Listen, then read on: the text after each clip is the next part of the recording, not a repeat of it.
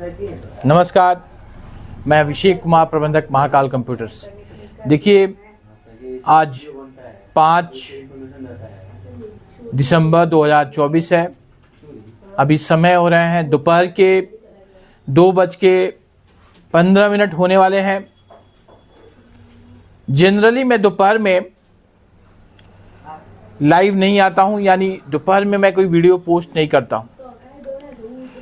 इस वीडियो को बनाने का एक सिंगल मकसद है, जो इग्नू विश्वविद्यालय में जो छात्र छात्राएं पढ़ते हैं और जो अभी दिसंबर मंथ में एग्जामिनेशन दे रहे हैं, उनके पेपर कैंसिल करके दूसरे दिन इसका आयोजन किया गया है। मैं इस टॉपिक के ऊपर बात करना चाहता हूं, कौन सा पेपर कैंसिल किया गया है, इससे कौन कौन से बच्चे प्रभावित होंगे। इसके अलावा इग्नू विश्वविद्यालय में जिन छात्रों ने एडमिशन ली हुई है जुलाई 2024 सेशन में, जो हमारे कार्यालय से बार बार कॉल्स जा रहे हैं आई कार्ड लेने के लिए, गेस्ट पेपर लेने के लिए, उन बच्चों के ऊपर भी मैं बात करना चाहता हूं, कुछ बातें शेयर करना चाहता हूं, बताना चाहता हूं। उनके बुक्स के ऊपर भी मैं बात करना चाहता हूं। इसके अलावा ऐसे बच्चे जो जनवरी 2024 सेशन में एडमिशन लिए हुए हैं, या जनवरी 2023 सेशन में एडमिशन लिए हुए हैं, या जनवरी 2022 सेशन में एडमिशन लिए हुए हैं, उनकी परीक्षाएं चल रही हैं। परीक्षाएं में जब बच्चे परीक्षा सेंटर के अंदर जा रहे हैं तो कौन सी गलती कर रहे हैं, मैं इसके ऊपर बात करूंगा। चलिए बिना देरी के वीडियो को स्टार्ट करते हैं। फर्स्ट ऑफ ऑल मैं बात करूंगा जिन बच्चों की अभी परीक्षाएं स्टार्ट हुई हैं 2 दिसंबर 2024 से, उनको क्या पढ़ना है क्या नहीं पढ़ना है मैंने बहुत पहले भी बताया है, लेकिन आज बिल्कुल मैं शॉर्ट में बताने का प्रयास कर रहा हूं। और क्या क्या चीजें, कौन कौन सी ऐसी चीजें हैं जिसे लेके उनको एग्जामिनेशन सेंटर के अंदर जाना है। फर्स्ट ऑफ ऑल उनको आई कार्ड, इग्नू का जो आई कार्ड है, इसके अलावा इग्नू का एडमिट कार्ड के ऊपर आपका अगर फोटोग्राफ नहीं है तो आपका पासपोर्ट साइज का फोटोग्राफ उसके ऊपर पेस्ट करनी है, उसके नीचे आपको सिग्नेचर करनी है, यानी फोटो के जस्ट नीचे आपको सिग्नेचर करनी है। ये 2 डॉक्यूमेंट आपको निश्चित तौर पे कैरी करके परीक्षा केंद्र के अंदर जाना है। अगर ये दोनों डॉक्यूमेंट लेके नहीं जाते हैं तो हो सकता है कि आपको परीक्षा केंद्र से बाहर निकाल दिया जाए, डिबार्ड कर दिया जाए, आपको एग्जामिनेशन हॉल के अंदर ना बैठने दिया जाए। तो इससे आप बचें। अगर आप एग्जामिनेशन सेंटर के अंदर जा रहे हैं तो अपना आई कार्ड और अपना एडमिट कार्ड लेके जाएं।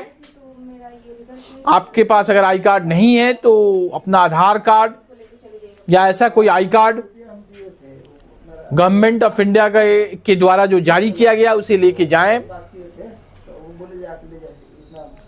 और परीक्षा हॉल के अंदर कोशिश करें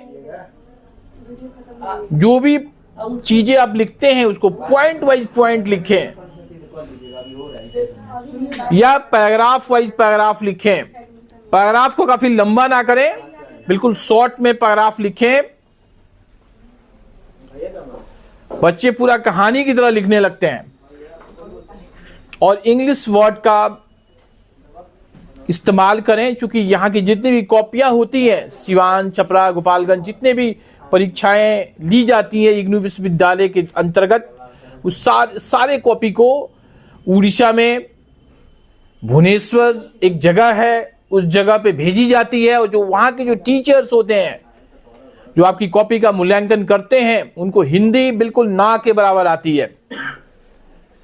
अगर आप इंग्लिश में लिखेंगे, मैं ये नहीं बोल रहा हूं पूरा आप आंसर को इंग्लिश में लिख दें, लेकिन एक पेज में 2-3 वर्ड्स को जरूर इंग्लिश में लिखें। जैसे अगर आपको भारत लिखना है हिंदी में तो उसको इंडिया लिख दें, प्रजातंत्र लिखना है तो डेमोक्रेसी लिख दें। अगर आप किसी शासक का नाम लिखते हैं, अगर आपका हिस्ट्री सब्जेक्ट है, किसी शासक का नाम लिखते हैं, जैसे औरंगजेब लिखते हैं तो औरंगजेब को इंग्लिश में लिख दें। और मेन पॉइंट को हाईलाइट जरूर करें। अगर आप मेन पॉइंट को हाईलाइट नहीं करेंगे, पैरा वाइज नहीं लिखेंगे, पॉइंट वाइज नहीं लिखेंगे, तो आपके नंबर काफी कम आएंगे। हो सकता है कि आपको टीचर फेल भी कर दे। इस बात को याद रखें। ज्यादातर केस में मैंने देखा है, मैंने पाया है, जो बच्चे एग्जामिनेशन सेंटर के अंदर जब जाते हैं, खासकर जो फर्स्ट ईयर वाले जो बच्चे होते हैं, उनको लिखने की जो शैली होती है ना, लिखने का जो अभ्यास होता है, जैसे एक क्वेश्चन को अगर उनको 6 पेज 7 पेज में लिखना होता है, तो मैक्सिमम 3 क्वेश्चन ही लिख के अपने घर आ जाते हैं। उनको ऐसा लगता है कि 60% क्वेश्चन वो लिख दिए हैं, 40 नंबर आ जाएगा। मेरे दोस्त भाई, ऐसा नहीं होता है। खासकर इग्नू यूनिवर्सिटी में ऐसे नहीं होता है। आपको 5 क्वेश्चन लिखना होगा। आपसे 8 क्वेश्चन विश्वविद्यालय पूछती है एक प्रश्न पत्र में, तो उसमें से कम 5 का उत्तर आप देंगे, तभी आपके 50, 60 या 70% नंबर आ पाएंगे।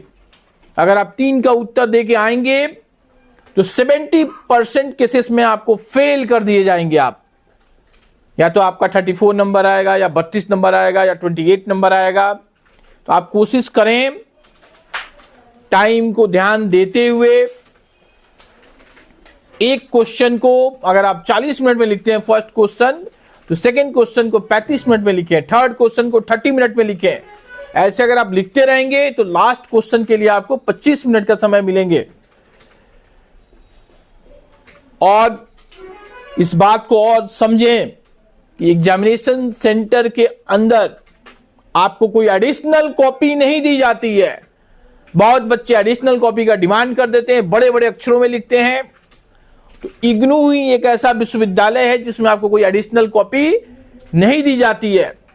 यह आपकी समस्या है। अगर 48 पेज का या 50 पेज का अगर आपका उत्तर पुस्तिका दी जाएगी, तो उसके अंदर ही आपको सारे क्वेश्चंस को लिखने होंगे। और जो बीएससी वाले जो बच्चे हैं, ये मान के चलते हैं कि उनके क्वेश्चंस 3 घंटे के हैं। इस बात को आप भूल जाएं। सबसे पहले जो भी क्वेश्चंस आपको दी जाती है, तो उसको देखे ऊपर कितने देर आपको टाइम दिया गया। अगर 2 घंटे का पेपर है तो 2 घंटे के अंदर ही आपको लिखना होगा।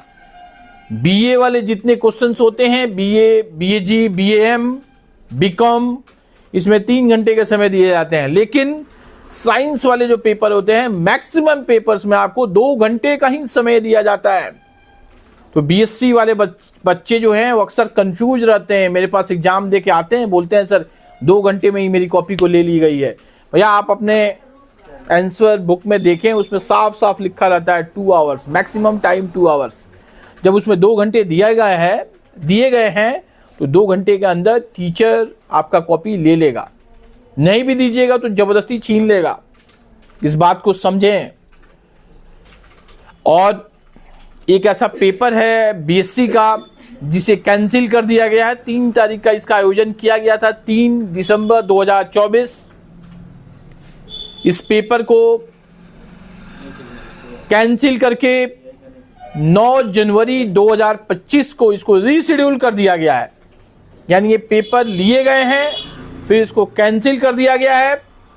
अब ये पेपर इग्नू विश्वविद्यालय के द्वारा दोबारा 9 जनवरी 2025 को इसका आयोजन किया जाएगा। तो जो भी बच्चे बीएससी में पढ़ते हैं, खासकर जो फर्स्ट ईयर वाले बच्चे हैं, जिनका पेपर 3 दिसंबर 2024 को आफ्टरनून सेशन में था, 2 बजे से लेके 5 बजे के बीच में, पेपर का नाम था BCHCT 131। ये केमिस्ट्री का पेपर है। फिर से इसका नाम सुन लीजिए, केमिस्ट्री का पेपर है BCHCT 131। इस पेपर को कैंसिल करके दोबारा इसको रीशेड्यूल किया गया है।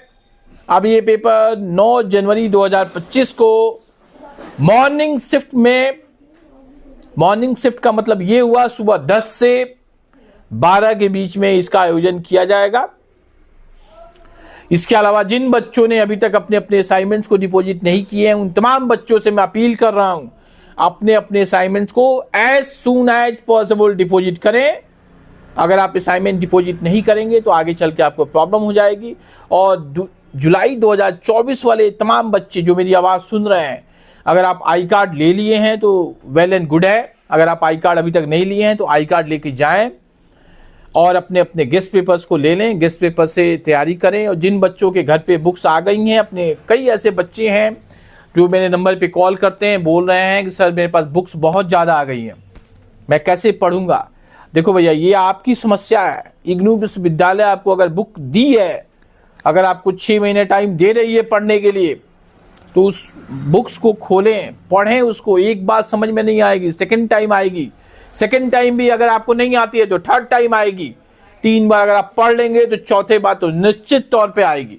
अगर आप एवरेज स्टूडेंट हैं तो भी अगर आप बुक से पढ़ते हैं, उससे आपको तमाम ज्ञान मिलेंगे, आपको चीज़ें समझने में मदद मिलेगी। जो बुक्स होती हैं ये बीपीएससी लेवल या यूपीएससी में या यूपीपीसीएस में भी इसके क्वेश्चन पूछे जाते हैं। कई ऐसे कॉम्पिटिटिव एग्जाम्स हैं जिसमें बच्चे हमारे पास आते हैं, बोलते हैं सर कहीं से बुक्स अरेंज करा दीजिए। तो ये आप गोल्डन चांस है कि आप ऐसे विश्वविद्यालय में पढ़ते हैं जो कि वर्ल्ड लार्जेस्ट यूनिवर्सिटी है, इसकी बुक से पढ़ें, साथ में गेस्ट पेपर से भी तैयारी करें।